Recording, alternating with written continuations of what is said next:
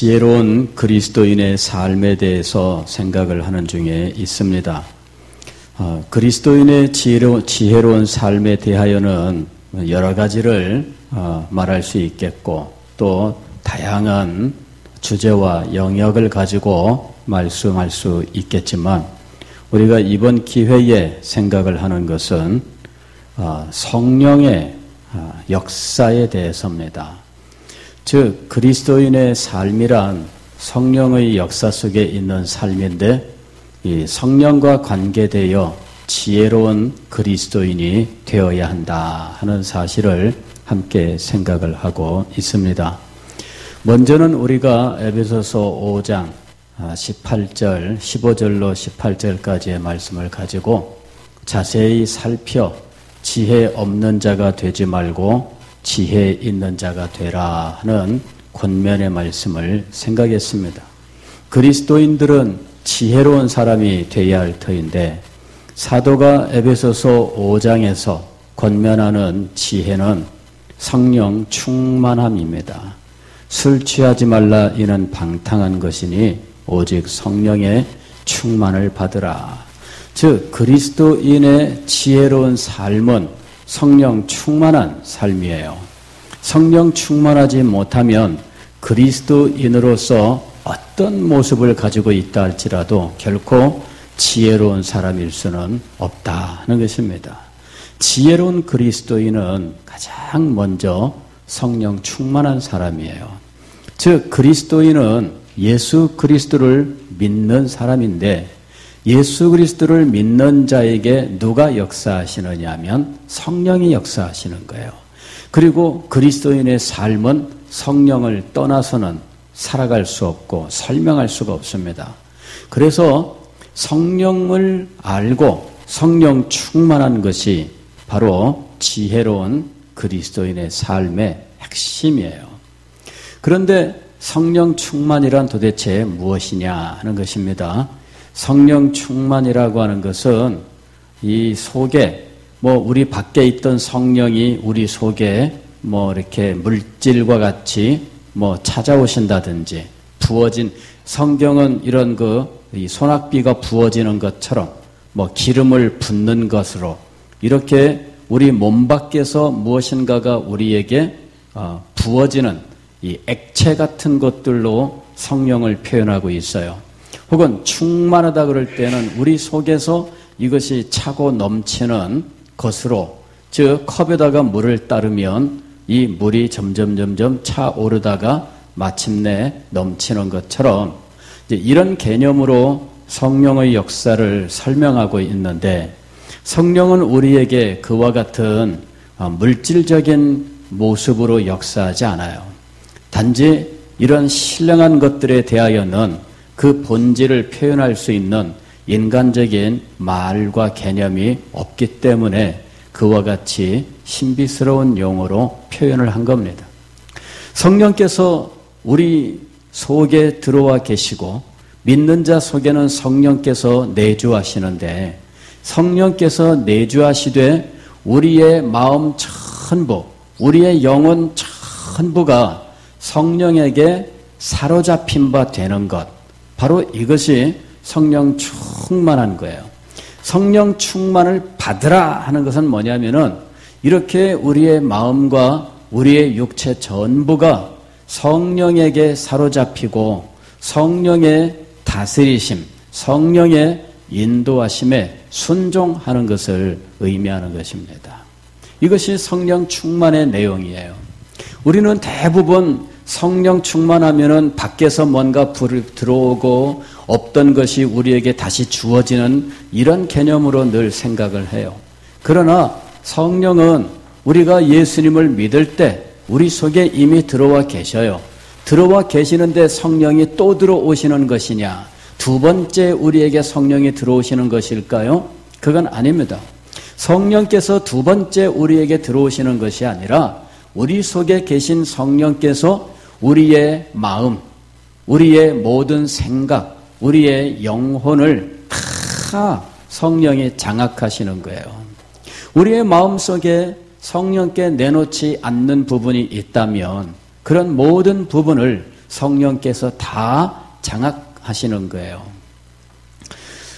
그런 그 내 마음 하나님의 집이라고 하는 이 책이 있습니다. 작은 소책자인데 거기 보게 되면은 예수님께서 내 마음 속에 찾아오시고 그러면서 내 마음을 둘러보시는데 내 마음 속에 숨겨져 있는 다락방이 있더라 하는 것이죠. 겉으로 볼 때는 다 예수님이 내 마음 집에 찾아오셔서 내 마음 집을 예수님이 다 다스리는 것 같은데 내 마음 한쪽에는 숨겨진 마치 이 비밀 금고 같은 것이 따로 있더라는 거죠. 하나의 비유입니다마는 그것이 우리들의 마음이에요. 우리의 마음 속에 비밀 금고처럼 숨겨두고 하나님께도 말할 수 없고 하나님께도 내드릴 수 없는 이런 마음의 부분을 우리들이 가지고 있다는 거예요. 그런 부분을 모두 꺼내서 우리 주님 앞에 다 내어드리기 전에는 우리의 마음 전부가 하나님의 것이 되었다고 말할 수 없어요. 우리 속에 찾아오신 예수 그리스도 볼지어다 내가 문 밖에 서서 두드리노니 아직도 우리에게는 열리지 않은 부분이 있다는 것이죠. 예수님을 내 마음에 모셔드렸는데 내 마음속 어느 구석인가는 예수님에게 열어드리지 않은 비밀스러운 방이 있다는 거예요.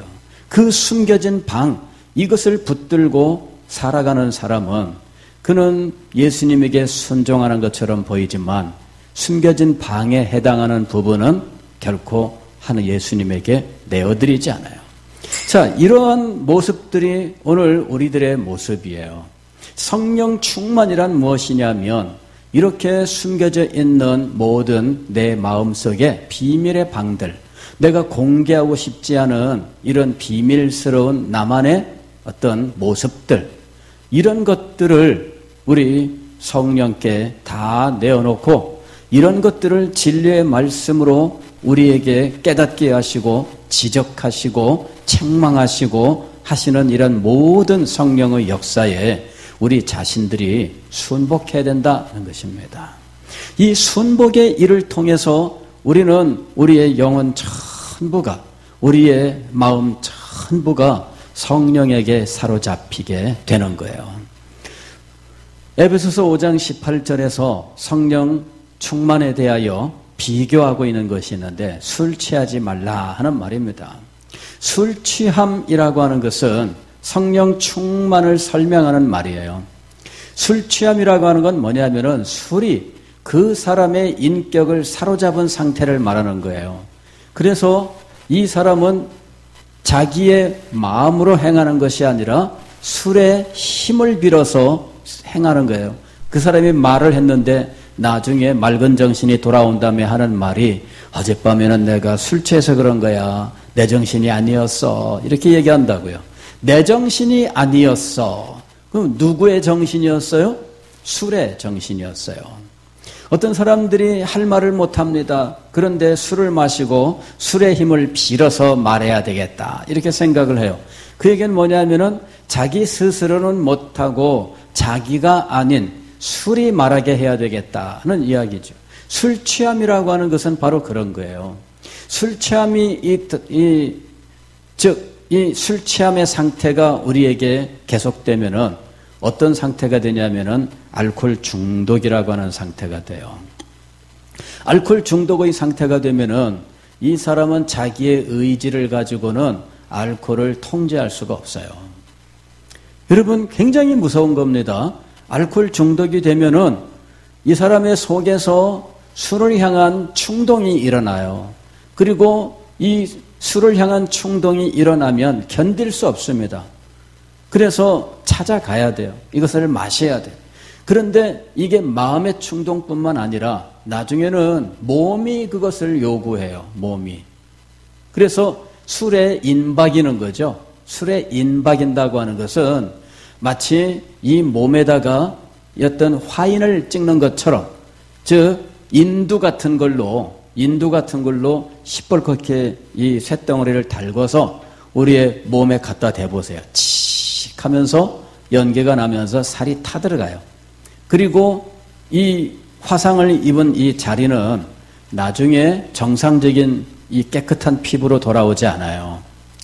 이 화상 입은 이 자리는 우리가 보통 흉터라고 이야기를 하는데 이 흉터는 다시 정상적으로 돌릴 수 없습니다.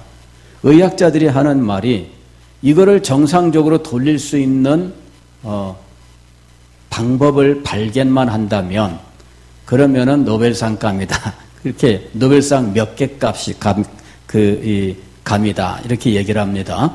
왜냐하면은 불가능해. 현재까지의 의학 연구에 의하면은 불가능합니다. 이게 인박이는 거예요. 여러분, 술에 인박이었을 때 어떻게 되느냐? 여러분, 그 사람의 이 인격이 정상이 아니에요. 자기가 아닌 다른 사람의 모습이 되어버리고 말아요. 술을 안 먹었을 때는 얌전하고 그렇게 착한 사람이 없는데 이 사람이 술을 먹고 나면 180도 변해가지고 온 동네 다니면서 소리치고 식구들 괴롭히고 집안 그냥 기물 다 때려 부수고 뭐 그러는 거예요. 그리고는 또 멀쩡하니 깨는 거예요. 근데 세월이 많이 가게 되면 알코올 중독 상태가 되고 이게 인박이게 되면 한번 딱 하고 마음에서 이것이 충동이 일어나면 몇 날을 두고 한 일주일씩 그냥 폭음을 하게 됩니다. 그러면은 날마다 24시간 일주일 동안 술 취한 상태에서 있는 거예요. 이 식구들이 말할 수 없는 고통을 겪습니다. 그거는 어찌할 수가 없어요. 예. 이 술 취함이라고 하는 것이 이게 지독한 거예요. 그 사람의 본 모습을 바꿔놓는 거예요. 그 사람의 인격을 누가 장악하는 거예요? 술이 장악하는 거예요. 술 취하지 말라 이는 방탕한 것이니 오직 성령의 충만을 받으라. 성령 충만이라고 하는 것은 바로 그겁니다. 성령 충만이라고 하는 것은 성령이 우리의 마음, 우리의 온 정신, 우리의 온 영혼을 장악하는 거예요. 그래서 우리는 성령으로 화인 맞은 사람이 되는 겁니다. 그리고 성령이 우리에게 하시는 일들이 있어요. 성령께서 하시는 일들은 인도하심이에요. 인도하심. 진리 가운데로 인도하심, 하나님의 자녀됨으로 인도하심, 이런 그 인도하심이 성령의 역사예요. 그럴 때 이 성령의 인도하심은 어떤 상태로 우리에게 역사하는 걸 말하느냐 하면 우리의 마음을 장악하신 것을 의미하여 우리의 마음을 장악해서 우리의 생각을 장악하고 우리의 마음의 소원을 장악하고 이 모든 것들이 하나님을 향하도록 하시는 거예요. 이 일을 성령께서 우리 속에서 행하시는 겁니다. 그것에 순종하는 것이 성령 충만입니다. 그런데 이 성령 충만을 거부하는 일들이 있죠. 성경은 몇 가지 용어로 이것을 표현하고 있는데 첫 번째 우리가 잘 알고 있는 것은 성령을 근심하게 하는 거예요. 성령을 근심하게 하는 거. 또 다른 표현은 성령을 회방하는 거예요. 또 다른 표현은 성령을 거역하는 거죠. 또 다른 표현은 성령을 슬프게 하는 거예요.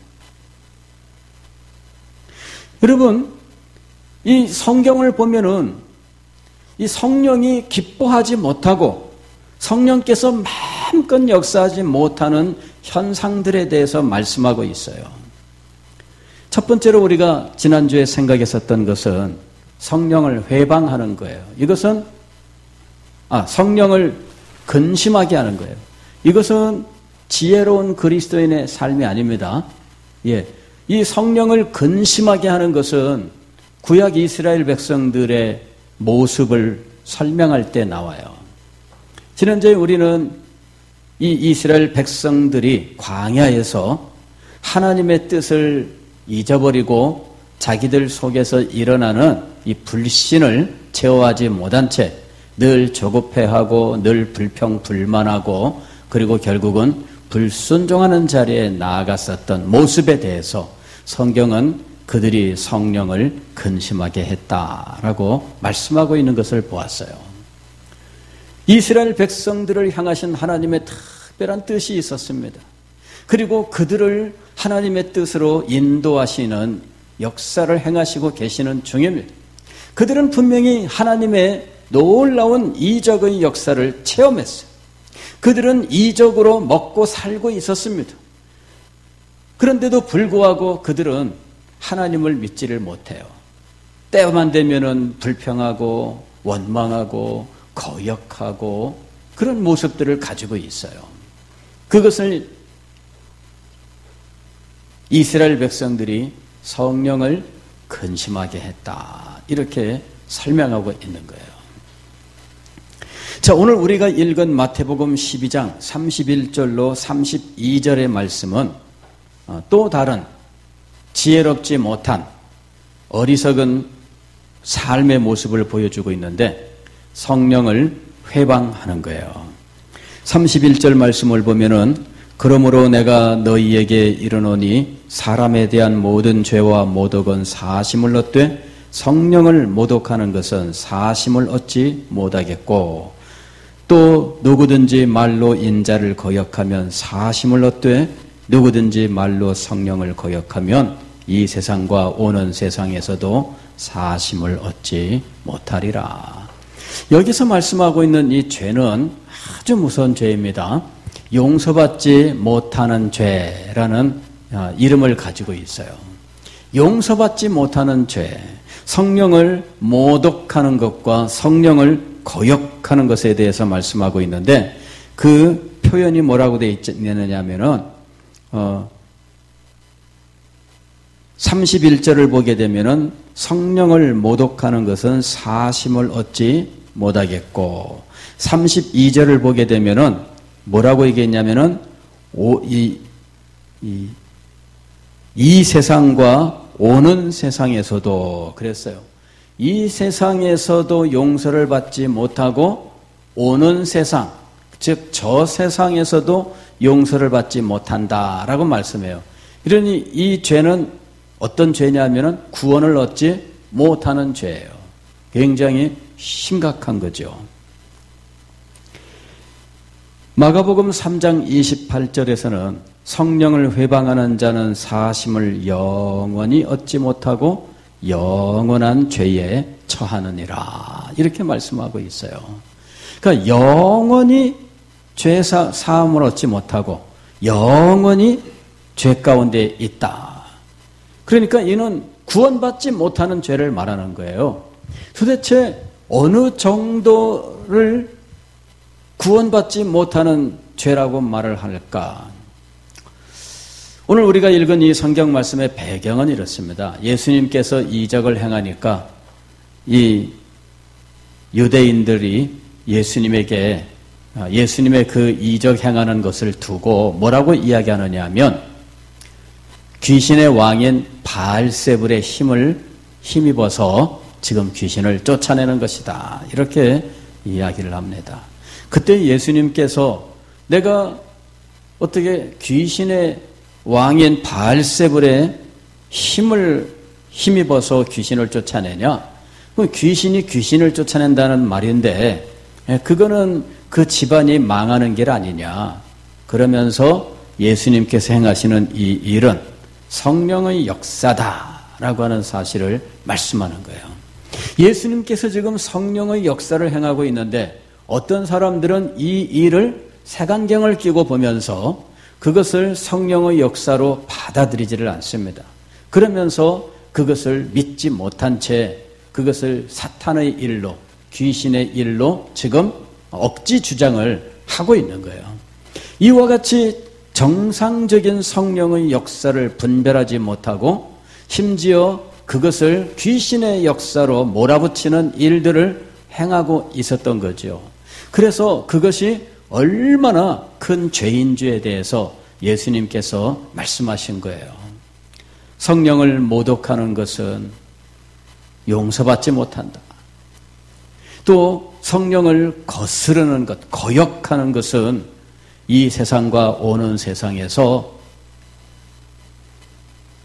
죄 가운데 있는 일이다 하면서 굉장히 이 죄가 무서운 죄라고 하는 사실을 지적하고 계시는 거예요. 오늘 우리들은 지혜로운 그리스도인이 되어야 합니다. 이 지혜로운 그리스도인은 어떤 사람이냐면 성령의 역사를 분별할 수 있는 사람이에요. 성령이 역사하고 있는데 성령의 역사를 구분하지 못해서 그것을 믿지 못하고 그것을 부인하고 심지어는 이것을 귀신의 장난으로까지 몰아붙인다면 그것이 바로 여기서 말씀하고 있는 죄예요. 성령의 역사를 분별하지 못하죠. 성령께서 어떻게 역사하시는지를 알지 못하니까 성령의 역사를 분별할 수 없습니다. 성령께서 우리에게 무슨 역사를 하고 계시는지, 성령께서 우리를 어떻게 인도하고 계시는지에 대해서 우리가 제대로 알지 못한다면 성령의 역사가 있을 때에 분별하지 못한 채 이것을 부인하고 불순종하고 이런 잘못을 범할 수 있다라고 하는 거예요. 당시 예수님 당시에 예수님의 행하시는 일들에 대해서 사람들 가운데 이 유대인들, 특별히 바리새인들은 믿지를 못했습니다. 성령이 역사하고 계신다라고 하는 것을 알아볼 수 있는 영적 통찰이 없었습니다. 그러므로 그들은 예수님의 행하시는 일들을 그저 불평하고 그리고 깎아내리고 비난하고 그런 일들밖에 못했던 거예요. 이것이 얼마나 무서운 죄인지를 알아야 됩니다. 영적 분별이 없을 때 그들의 그 결국이 얼마나 무서운 일인지를 알아야 됩니다.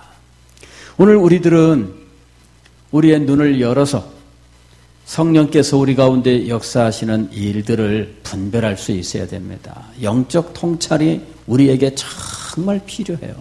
하나님의 은혜의 역사를 우리가 알아야 돼요. 그런데 이런 일들에 대해서 우리가 아는 바가 없어요. 그러니 늘 우리는 하나님의 말씀을 들어도 그냥 심심하기만 하고 마음속에 은혜가 되지 않습니다. 이러는 사람들.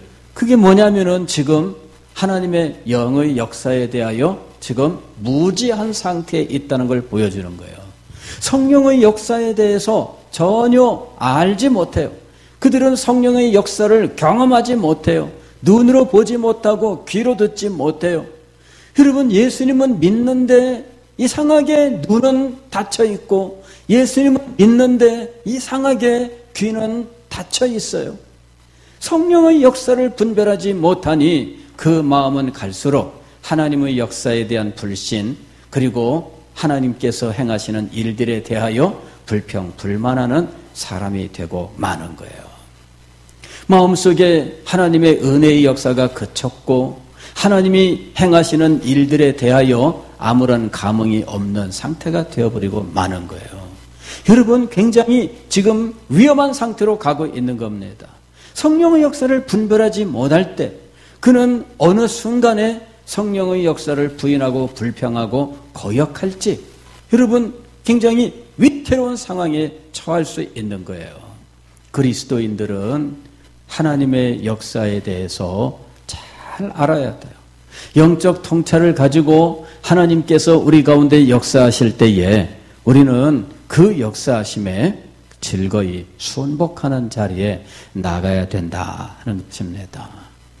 성령께서 우리에게 역사하시는 방법은 인도하심이에요. 인도하심. 이제 다음에 또 성령의 역사 인도하심에 대해서 여러분들에게 말씀을 드리겠습니다. 이 성령의 인도하심에 대하여 무지하게 되는 것이 이게 바로 영적 통찰이 없는 것을 말하는 거예요. 성령의 인도하심을 알지 못해요. 성령의 인도하심이 있는데도 딴 데 가서 찾죠. 분명히 뭔가 들리기는 해요. 그러는데 엉뚱한 곳에 가서 찾는 거예요. 삐릭삐릭 소리가 들리는데 딴 데 가서 찾아. 저쪽에서 지금 들리고 있는데 이쪽에 가서 뭔 소리지? 막 찾는 거예요. 자, 성령의 인도하심을 알지 못할 때 그때 우리는 엉뚱한 것을 뒤지고 그러면서 성령의 인도하심에 순복하지를 못해요. 이게 영적 통찰이 없는 겁니다. 영적 통찰이 없다면 얼마나 비참한 삶을 살게 될지, 그리스도인으로서 우리는 이 영적 통찰이 없는 것을 경계해야 된다라고 하는 거예요. 하나님께서는 살아계시고요, 우리의 삶에 매 순간 역사하고 계십니다. 그런데 하나님의 역사하심이 너무나 띄엄띄엄 있는 것처럼 보인다면 우리가 영적으로 지금 통찰이 없는 상태에 있는 거예요.